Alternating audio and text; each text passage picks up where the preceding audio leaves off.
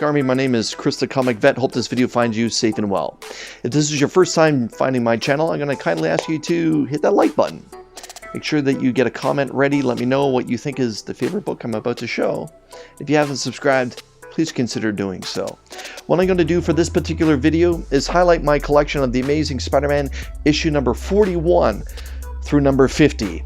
And in subsequent weeks, I'll be doing the same thing for another 10 issues along the way till we get to issue number 1. So let's start with issue number 50, shall we? Issue number 50 I have graded, and it's a very cool 3.5. It features the first appearance of the Kingpin. It's the origin of Spider-Man Retold, and Johnny Carson and Ed McMahon make a cameo.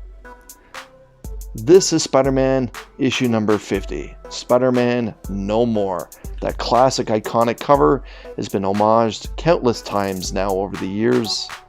And yeah, this is actually one of the last books that I picked up in my run through 1 to 50 to complete it.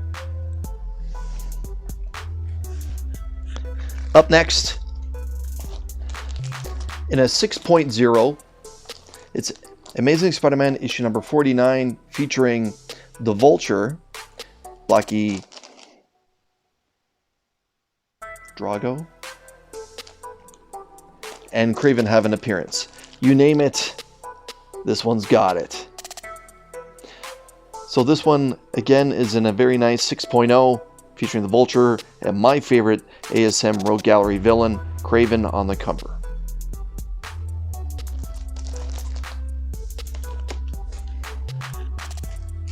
In an ungraded book, this is issue 48, featuring the return of the Vulture.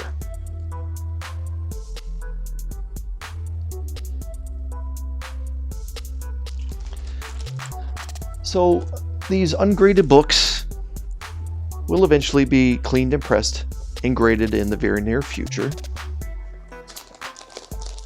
When I have a little bit of free time and a little bit of free money, I'll get that done. Up next is ASM 47.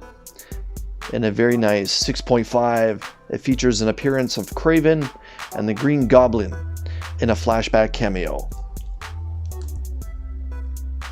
As you can see, the creative team of Stan Lee and John Romita Jr. are in full flight at this point, with John Romita Sr.'s fantastic artwork on the cover. Again, featuring my favorite villain, Kraven the Hunter. Up next, in a very raw book, this is issue 46 of The Amazing Spider-Man, featuring the Shocker. Yes, the Shocker is right here in full appearance, full flex on the cover. Gotta love it.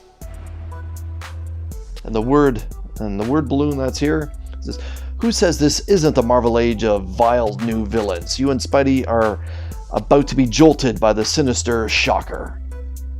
So yes, how cool is that? Up next, issue 45 of ASM features the third appearance of the Lizard, one of the wildest of all Spidey's battles. Spidey smashes out. Again, Stan Lee and John Romita Sr. do the cover and the interior. As you can see, Marvel really enjoyed using yellow back in the day. So this is a 5.5, off-white. Yes, off-white to white pages. And yeah, Marvel really enjoyed using that yellow. Some covers it really worked, some not so much in my opinion. Let's carry on. If that was the second appearance of the Lizard, or pardon me, if that was the third appearance of the Lizard, issue 44 is the second, and that's what this is. The Amazing Spider-Man issue 44, and my raw copy of Where Crawls the Lizard. It's actually a really nice cover. You can see Spider-Man and the Lizard battling beneath the streets of New York. Very nice.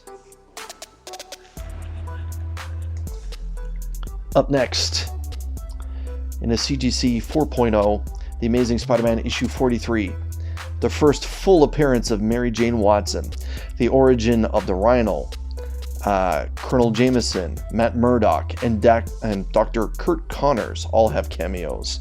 This is Rhino on the Rampage. Again, the first appearance of the eventual wife of Peter Parker, Mary Jane Watson. ASM 43. Up next, again another raw copy. This is Amazing Spider-Man issue 42. The birth of a superhero. As you can see, Spider-Man's on the cover taking a mean left hook. But something tells me it'll be okay.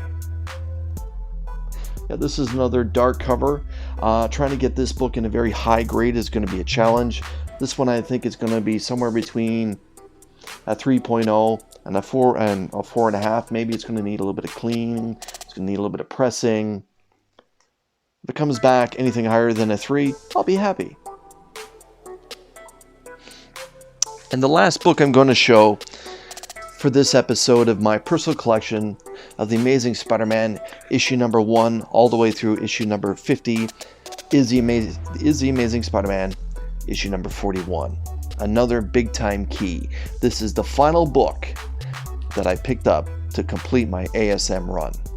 This is the Amazing Spider-Man 41, The Horns of the Rhino, featuring the first appearance of the Rhino.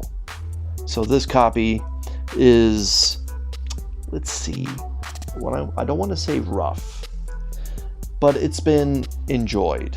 Again, it needs to be cleaned and pressed. There are a lot of color breaking spine ticks, and the corners have seen some love. I think this book will, once it's cleaned and pressed, it'll come back as a very bright copy, but would probably come back in the neighborhood of about a 2.5, maybe a 3 on a good day. But yes, the final book to complete my ASM run from 1 through 50 is actually 41. And this is the last book I'm going to show for this particular episode. Join me in the future when I show issue 40 through 31, 30 through 21, 20 through 11, and then 10 through number 1. Until I see you again, Comic Army, again, please hit that like button. Let me know, what was your favorite cover? Do you happen to have any of these books? Do you have a run that's larger than mine that's complete? I'm curious. And if you haven't subscribed, please take the moment now to do so. Until I see you again, Comic Army, take care.